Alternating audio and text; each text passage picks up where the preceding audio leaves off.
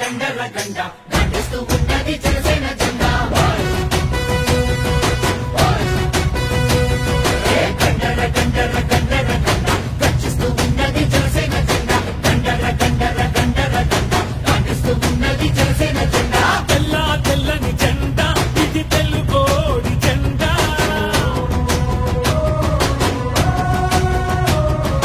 తెల్ల తెల్లని జెండా ఇది తెలుగోడి జెండా ఎర్రటి గుండెల జెండా మన ఎలుగెత్తే జెండా అణచబడిన బడుగులకి అండా దండా ఈ జెండా పట్టు జన సైనికుడా ఎత్తిన జెండా దించమాకు ఎప్పుడు ఎక్కడా ఈ జెండా పట్టు జన సైనికుడా ఎత్తిన జెండా దించమాకు ఎప్పుడు ఎక్కడా గండర గండర గండర గండ గర్జిస్తూ ఉన్నది జనసేన జెండా గండర గండర గండర గండ గర్జిస్తూ ఉన్నది జనసేన జెండా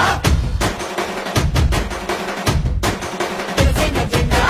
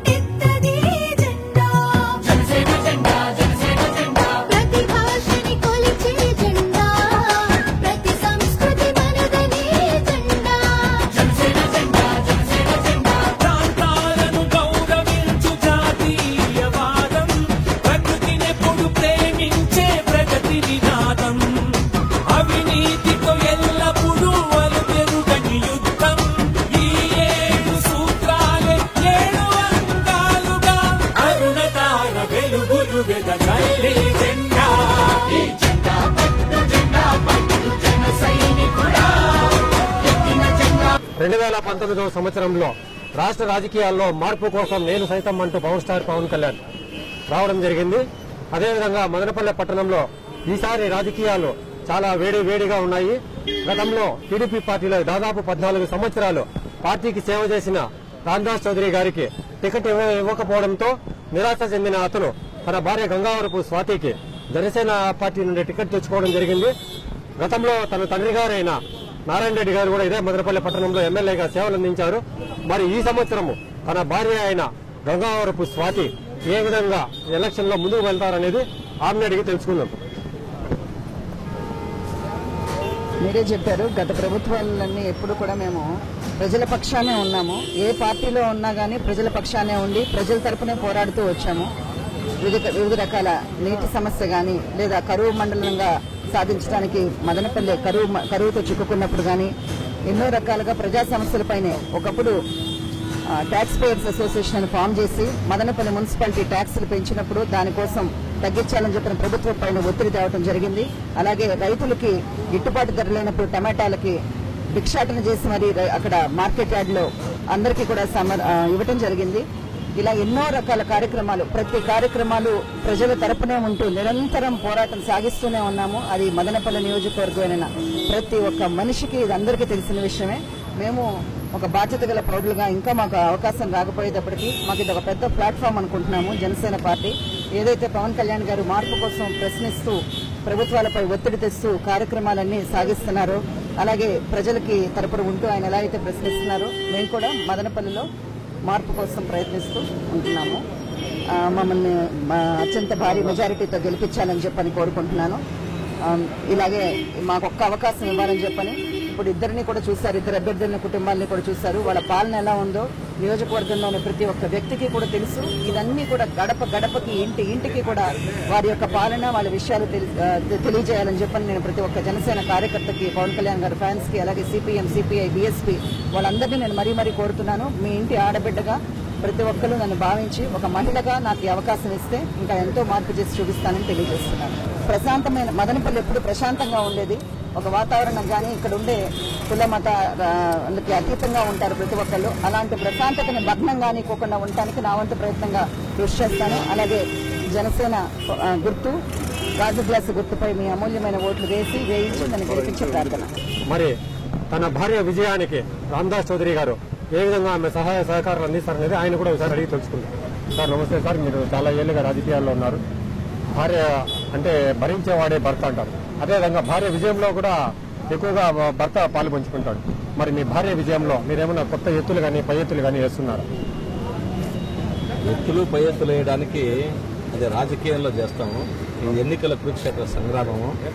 ఇక్కడ జంగారపు స్వాతి గారి విజయము దాదాపు జన సైనికులు 50% కంప్లీట్ చేశారు. ఇంకా మిగతా 50% కూడా మదనపల్లి నియోజకవర్గంలో ఉన్న ముగ్గురు అభ్యర్థుల గుణగణాలని, వాళ్ళ నాయకుల యొక్క గుణగణాలని, వీళ్ళు గెలిస్తే మన నియోజకవర్గానికి ఏం చేస్తారని, జనసేన పార్టీ తరఫున నా భార్య స్వాతి గారు గెలిస్తే మాకు కొన్ని వ్యూహాలు, కొన్ని అంచనాలు ఉన్నాయి. నియోజకవర్గాన్ని జిల్లాలోని చిత్రపటంలోనే ప్రప్రథమంగా మదనపల్లిని తీసుకురావాలనేది మా ఆకాంక్ష. కాబట్టి రేపు ఎత్తులు పై ఎత్తులు వేయడం అది రాజకీయంలో, ఇది ఎన్నికలు. రాజకీయం అనేది ఇప్పుడు నాయకుల మధ్యలో నడుస్తూ ఉంటుంది. ఎన్నికలు అనేది రాజకీయ పార్టీలకు ప్రజల ముందు పెట్టేస్తాం. మేము ఏం చేశాము, వాళ్ళు ఏం చేశారు, ఎవరు తప్పు చేశారు, ఎవరు ఒప్పు చేశారు, ఎవరు ప్రజలకు మంచి చేస్తారనేది మేము ప్రజల ముందు తీసుకొని పెడతాం. అంతిమంగా న్యాయ నిర్ణేతలు ప్రజలే. ఎందుకంటే ఇప్పుడున్న అభ్యర్థులు ఇద్దరినీ కూడా ముందు తెలుగుదేశం పార్టీ తరఫున పోటీ చేస్తున్న రమేష్ గారు 2004 సంవత్సరం నుంచి 2009 వరకు శాసనసభ్యుడిగా పనిచేశారు. సో ఆయన పాలన ఎట్లా ఉంది, పేద ప్రజల పట్ల ఆయన ప్రవర్తన ఎట్లా ఉంది, ప్రజా సమస్యల పట్ల ఆయన పోరాట పట్టం ఎట్లా ఉంది, ప్రజా సమస్యల పట్ల ఆయనకు ఎంత మాత్రం అవగాహన ఉందని ఇప్పటికే మదనపల్లి నియోజకవర్గం చూశారు. మరి వైసీపీ అభ్యర్థి అయితే అసలు ప్రజా పట్ల సమస్యల పట్ల అవగాహన లేదు. అసలు ఆయన ఇప్పుడు ప్రజా జీవితంలో ఉన్నింది లేదు. ఉన్నట్లు సడన్ గా ఆయన ఎక్కడి నుంచి ఇంపోర్ట్ కాబట్టి ఈ రోజు ప్రజల మధ్యలోకి వచ్చాడు కాబట్టి అతనికి ప్రజల పట్ల ఒక సానుభూతి కానీ ప్రజల పట్ల ఒక అవగాహన కానీ లేని సందర్భం. మరి మేము గత 20 సంవత్సరాల నుంచి రాజకీయంలో ఉన్నాం. 2004లో స్వతంత్ర అభ్యర్థిగా బరిలోకి దిగి 48,000 ఓట్లు సంపాదించిన తర్వాత చంద్రబాబు నాయుడు గారి పిలుపు మేరకు ఆ రోజు తెలుగుదేశం పార్టీలో 2005లో చేయడం జరిగింది. 14 సంవత్సరాలు సేవ చేపించుకున్న తర్వాత పార్టీకి పనిచేసిన తర్వాత నాకు డబ్బు లేదని ఒకే నెపంతో నన్ను టికెట్ నిరాకరించడం జరిగింది. కాబట్టి డబ్బు లేకపోయినా నిజాయితీ అంటే ఎలా ఉంటుందో జనసేన నాయకుడు పవన్ కళ్యాణ్ గారు నాకు పిలుపిచ్చారు. ఆ పిలుపుని అందుకు నేను ఈ రోజు ఆ ప్లాట్ఫామ్ లో చేయడం జరిగింది. కాబట్టి రాబోయే కాలంలో కూడా పదవి ఉన్నా లేకపోయినా గెలుపోటములతో సంబంధం లేకుండా ఈ రోజు మొన్నటి వరకు కొద్దిగా లోన్లీగా ఫీల్ అయ్యేవాడిని. ఇప్పుడు జనసేన పార్టీలో చేరిన తర్వాత ఇంతమంది తమ్ముళ్లను చూసిన తర్వాత రేపు ఎవరు గెలిచి ప్రజాశక్తులకు వ్యతిరేకంగా పనిచేస్తే జనసైనికులు తోడుతో వాళ్ళ తాట తీస్తానని చెప్పిన కూడా ఈ దుర్బలంగా హెచ్చరిస్తూ రాబోయే కాలంలో ప్రజలందరూ కూడా ఒక్కసారి జనసేన పార్టీకి అవకాశం ఇచ్చి స్వాతిని గ్లాసు గుర్తుపై గెలిపిస్తే మా వంతు సహాయ సహకారాన్ని అభివృద్ధి పత్రంలో మదనపల్లి తీసుకెళ్తామని చెప్పి సవినయంగా తెలియజేసుకుంటాను. జనసేన కూటమిలోని సిపిఐ, సిపిఎం, బీఎస్పీ తదితర పార్టీలు, ఆ పార్టీలకు ముందు నుండి పనిచేస్తున్న యువకులు కూడా మదనపల్లిలో ఉన్నారు. జనసేన పార్టీకి ముందు నుండి కష్టపడి పనిచేసిన చాలా మంది అభ్యర్థులు ఉన్నారు. ఇక్కడ వాళ్ళల్లో ఒకరైన దారి అనిత ఉంది. వాళ్ళు ఏ విధంగా వాళ్ళ సహాయ సహకారాలు రామదాస్ అన్న వాళ్ళ కుటుంబానికి అందిస్తారనేది వాళ్ళని కూడా అడిగి తెలుసుకుందాం. ముఖ్యంగా జనసేన సైనికులందరికీ బీఎస్పీ, సిపిఐ, సిపిఐలకు ధన్యవాదాలు తెలియజేసుకోవాలి. ఈరోజు నామినేషన్కి వచ్చి విజయవంతం చేశారు. అందరికీ ధన్యవాదాలు. ఎంతో మంది నాయకుల్ని ఇక్కడ ప్రోత్సాహం ఇచ్చి రామదాస్ అన్న గారు వాళ్ళని ఎమ్మెల్యేలుగా నిలబెట్టి ఆయన మాత్రం తన ఆశయం ఏమంటే ప్రజలకు ఏదో ఒకటి చేయాలని సేవలు నిరంతరం చేస్తూనే ఉన్నారు. ఆ సేవలు గుర్తించిన మా పవన్ కళ్యాణ్ గారు ఈ రోజు వాళ్ళకి అధికారం ఇవ్వడం వల్ల ప్రజలకు మరింత సేవ చేస్తారని ఉద్దేశంతో ఈ రోజు మా రామదాస్ అన్న గారి వైఫ్ అయినట్టు స్వాతి అక్కకి ఇచ్చారు ఈ అవకాశము. అత్యధిక మెజారిటీతో గెలిపించి మనకు సేవలు అందించడానికి వాళ్ళకి అవకాశం ఇవ్వాల్సిందిగా అందరినీ కోరుకుంటున్నాను. జై జనసేన. బీఎస్పీ పార్టీ నుండి బందెల గౌతమ్ ఉన్నారు. ఆయన కూడా అడిగి తెలుసుకున్నాము. బెహన్ మాయావతితో ఆల్రెడీ వాళ్ళు లోక్సభ సీట్లలో కూడా పొత్తు పెట్టుకున్నారు. అదేవిధంగా ఎమ్మెల్యే ఎన్నికల్లో కూడా వాళ్ళంతా కలిసి కోఆర్డినేషన్ తో పనిచేస్తున్నారు. ఈ సందర్భంగా అతని సహాయ సహకారం ఏ విధంగా అందిస్తాడనేది ఆయన కూడా అడిగి తెలుసుకున్నారు. మదనపల్లి నియోజక ప్రజలందరికీ కూడా ఉద్యమ వందనాలు. ఇప్పుడు ఇందాక అన్నగారు చెప్పినట్టు మనం ఓటు వేసే సమయం, సందర్భం వచ్చింది కాబట్టి విజ్ఞతతో మనం ఓటు వేయాల్సిన అవసరం ఎంతైనా ఉంది. ఎందుకు నేను ఈ విషయం చెప్పదలుచుకున్నానంటే ఈ రాష్ట్రంలో ఉన్నటువంటి జనసేన పార్టీ బహుజన్ సమాజ్ పార్టీతో మనం జతకట్టిన తర్వాత, సిపిఐ సిపిఎంతో జతకట్టిన తర్వాత ఈ రాష్ట్రంలోనే 21 చోట్ల బహుజన్ సమాజ్ పార్టీకి జనసేన పార్టీ అవకాశం ఇచ్చింది. ఒక్కసారి విజ్ఞతతో మనం మదనపల్లి నియోజకవర్గ బడుగు బలహీన వర్గాలంతా కూడా ఆలోచించాల్సింది ఏంటంటే, మనం ఇక్కడ వేసే జనసేన ఓటు ఇది ఖచ్చితంగా బెహన్కుమారి మాయావతి గారికి వేసే ఓటు అనే విషయాన్ని మిత్రం మీరు దయచేసి గుర్తుపెట్టుకోండి. ఎందుకు చెప్తున్నామంటే, మనం అనుకోవచ్చు వేరే ఎక్కడైనా ఇక్కడ ఇక్కడ బహుజన్ సమాజ్ పార్టీ లేదు కదా, ఇక్కడ సిపిఎం లేదు కదా, ఇక్కడ సిపిఐ లేదు, ఇది కాదు మన ఉండాల్సింది. ఇక్కడ మనం వేసే ఓటు పవన్ కళ్యాణ్ చెప్తుంది, ఇక్కడ మనం వేసే ఓటు బెహన్కుమారి మాయావతి గారికి చెందుతుంది. కాబట్టి మనం ఇంకొక విషయం చెప్పదలుచుకున్నా, నియోజకవర్గ ప్రజలంతా కూడా చాలా విజ్ఞతతో ఆలోచించండి.